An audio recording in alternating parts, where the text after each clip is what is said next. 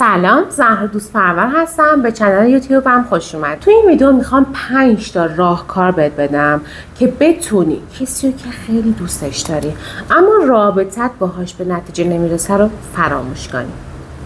از خیلی از دخترها که میپرسم چرا تو این رابطه موندی؟ این طرف مقابل رو میبینم، شرایط رابطه رو میبینم، میگم آخه یه دلیل بیار که من قانعشم تو واقعا منطقی تو این رابطه موندی. اکثرشون میگن که من میدونم رابطه خوب نیست، میدونم حالا اون طرف آدم حسابی نیست، اما نمیتونم تموم کنم، میترسم، نمیتونم فراموشش کنم. از اون حال بعدی که بعدش برام پیش میاد، از اینکه میخوام تو اون حال بعد دست و پا بزنم، وابستگی که دارم بخوام دوباره برگردم سمتش، ولش کن. من که آدم تموم کردن نیستم، آدم فراموش کردن هم نیستم. بذار بسوزم و بسازم. اگه از این دست آدم ها هستی، حالا یا یه رابطه رو تموم کردی و نمیتونی فراموشش کنی، یا میخوای با این نفر تموم کنی، ترس روزای بعدشو داری و مطمئنی که اون آدم به دردت نمیخوره، فقط از ترس موندی تو اون رابطه، این ویدیو رو حتما تا آخر نگاه کن. مورد اول تسلیم شدنه، یعنی پذیرفتن، یعنی با خودت رو راست باشی، خودتو گول نزنی، بپذیری که من یه جا تو زندگیم یه انتخاب اشتباه داشتم. این انتخاب اشتباه حالا من اشتباه داشتم، اون خودش اشتباهاتی داشته، به هر دلیلی الان توی نقطه ایم که وقتی به عقب نگاه میکنم حالم از این چیزا خیلی بد میشه، از اینکه چرا کوتاهی کردم، چرا متوجه نشدم زودتر، چرا زودتر تموم نکردم. این حق رو به خودت بدی که درسته یه جا اشتباه کردی، تسلیم به این شرایط بشی، نه به معنای اینکه بمونی اونجا بسوزی و بسازی، اینکه تمومش کنی یه جا، که به خودت حق بدی. مگه تو حق اشتباه نداری؟ چون یه جا اشتباه کردی دیگه باید به خاطر اون اشتباه کل زندگی تو توی مسیر اشتباه بمونی؟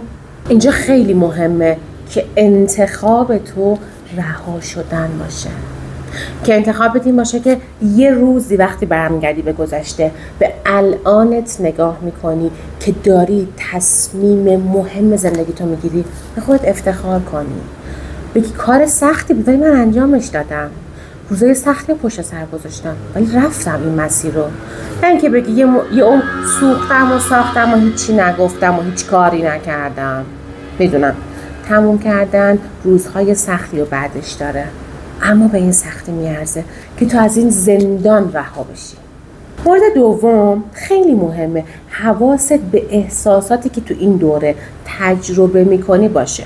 اولا که خیلی بهتر میشه که تو این مدت با یه روانشناس در ارتباط باشی، خب که اون احساس رو برات تحلیل کنه، بهت کمک کنه. حالا اگر به هر دلیل شرایطش نیست، حواست به احساست باشه.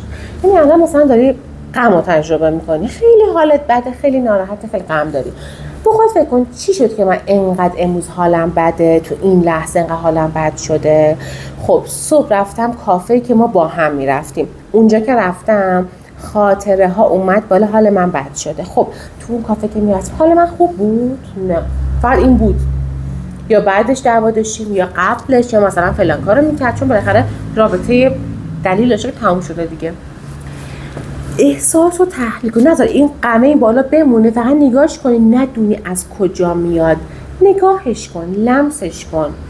اگه یه خشم زیادی ازش داری فکر کن خب چرا امروز انقدر عصبیم، چی شده؟ آها فلان استوری ازش دیدم حالم بد شده، داره خوش میگذرونه با دوستاشه، من تو خونه دارم گریه میکنم. احساستو نگاه کن. ببین تو زمانی که گوشه خونه نشستی هیچ کاری نمی کنی، صبح تا شب یا تو اینستا یا مثلا فیلم می‌بینی یا هر چیزی، برای این دوره سمه برات. تو باید برنامه‌هاتو از قبلا بیشتر کنی. یعنی اگه قبلا فقط مثلا یه سر کار بوده و مثلا با دوستات میرفتی بیرون، الان یه ورزش هم اضافه کنی، فلان کلاس هم اضافه کنی. موندن تو خونه، هیچ کاری نکردن بدترین کاریه که تو این دوره میتونی انجام بدی. مورد سوم مرزبندی درست. ببین کلا حد و مرز تو رابطه حرف اول رو میزنه که تو یه مرز سالم با طرف مقابله داشته باشی. حالا این بحث رو نگه دار، زمانی که تو با طرف تموم کردی رابطه تموم شده، اینکه تو اینستا فالوش داری، استاتوس واتساپش چک میکنی، فامیلاشون رو داری تو اینستا، تو خواهرش و دوستش رو میتونی تحمل کنی دیدن اون شخص رو دوباره؟ میشه تو ببینی اونو دلتنگش نشی، اون لحظه عصبی نشی، تو فکر و خیال نری؟ قطعا نمیشه. تو با یه استوری به هم میریزی، حالت بد میشه، فکر و خیال میکنی و خیلی اوقات تو این شرط خاص طرف مقابل عمدن استوری میذاره، مثلا تو رو میخواد عصبی کنه، استریکت کنه، استوری از عشق و حال و مهمونی و سفر و شمال و فلان و برای چی تو این عذاب میمونی؟ خیلی اوقات دخترها به من میگن که خب زشته، بی احترامیه. نزد من بی احترامی زمانیه که تو توهین کردی بدون اینکه چیزی بهشون بگی. مثلا میگه خب دوستای اون شخص، حالا خانواده‌اش برای من محترمن، یعنی من با اونا مسئله نداشتم، بهشون توضیح میدی، یه پیام بهشون میدی که حالا من الان رابطه‌مون تموم شده، تو این شرایطی که هستیم دیدن استوریا یا این ارتباط حداقلی ما من فکر میکنم که منو آزرده میکنه، این ارتباط هم نباشه بهتره تا من راحت تر حالا پروسه تمام کردنمو پشت سر بذارم. اینجا اول به خودت احترام گذاشتی، بعد به طرف مقابلت. اگه بگی خب ناراحت میشه، تو زمانی که کار درستیه داری انجام میدی، بی احترامی نکردی، بهش توضیح دادی، دیگه اون اگه ناراحت میشه مسئولش تو نیستی. اون شخص خب ناراحت بشه، یعنی من نباید کل برنامه زندگیمو بچینم که هیچ کس ناراحت نشه. خب خیلی باید به خودم سختی بدم، آخرش هم نمیشه. اگه بخوام این مدلی برنامه بچینم خودم از همه بیشتر ناراحتم، کنارش هم مطمئن باش خیلی ها ناراحت میشن. پس اول حال خوب خودت رو در نظر بگیر، دوم به کسی آسیبی نزنی، سوم اگه کاری نکردی طرف مقابل ناراحت میشه مشکل تو نیست، الکی عذاب وجدان نگیر. مورد چهارم، فکر و خیالایی که تو این ترم تو ذهنت میاد. اینکه خب من همه جا دوتایی بودم، همیشه با هم بودیم، الان چی میشه؟ من طاقت تنهایی ندارم، نمیتونم دوریشو تحمل کنم. مثلا میخوام برم تولد فلانی، نمیگن چرا تنها اومد، نمیگن پس چی شده، چرا کات کردیم. خب اصلا نرم که اتفاقا نیفته، اصلا حضور پیدا نکنم تو هیچ جمعی، هیچ جا که نپرسن ازم، که من توضیح ندم که حالم بد نشه از اینکه اونا هنوز دو نفرن، هنوز با همه، من کات کردم. ببین قطع ارتباط تو با آدم ها خیلی میتونه حالتو بیشتر بد کنه، چون ما به ذات به ارتباط، به حس خوب گرفتن، به تعامل با آدم ها نیاز داریم. تو اینجا رابطت که تموم شده، یکی از نیازهای خودت هم داری سرکوبش میکنی و قطعا حالت بد میشه، بیشتر حالت بد میشه. اگر بحث شروع رابطه است، خب تو قطعا باید یه تایمی به خود زمان بدی، فراموش بشه، حالت بهتر بشه. اما اگه همه جمع رو بذاری کنار، دیگه هیچ شرکت نکنی، 2 سال 3 سال هم بگذره، تو اون آدم رو فراموش کردی، تو با اجتماع اصلا تعاملی نداری که بخوای به رابطه خوب و بهتری فکر کنی. پس همیشه این پل ارتباطه رو حفظ کن. خیلی اوقات اون تصور وحشتناکی که ما تو ذهنمون راجع به این مسائل داریم تو ذهن آدمای دیگه نیست.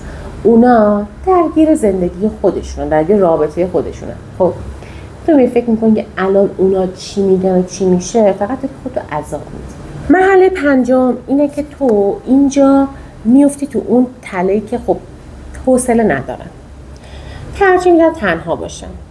نه اصلا حسشو ندارم، نمیخوام، نمیشه. خودتو مجبور کن لطفا.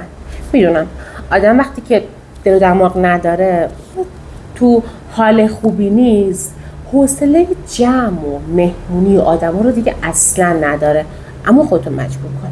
تو به بودن تو این جمع نیاز داری، تو به از خونه بیرون رفتن نیاز داری، ولی اینکه تنها باشی، ولی اینکه حالا هفته 1 بار، 2 هفته 1 بار، کمش حتی، این از کم شروع کن.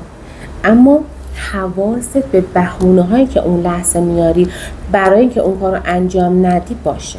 تم به بهونه‌ها نده، بهونه‌ها رو جدی نگیر، نذار خودت هم باور کنی که واقعا یه مشکلی هست که نمیخوای بری. نه، اینا همه بهونه است. سخته ولی انجام بده.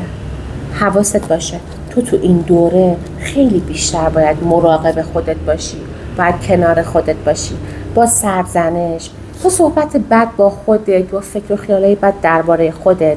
شرایطو اصلا سخت‌تر از این نکن.